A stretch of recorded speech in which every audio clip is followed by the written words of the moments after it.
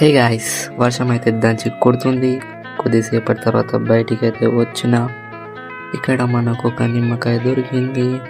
అప్పుడే peacock entries crazy bro.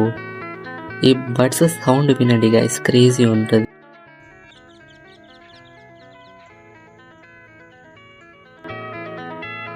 ఇంటికి వచ్చిన తర్వాత నిమ్మకాయని బాగా పిండి బాగా కలిపి వాటర్ పోసి జ్యూస్ చేసి తాగితే క్రేజీ ఫీలింగ్ గైస్.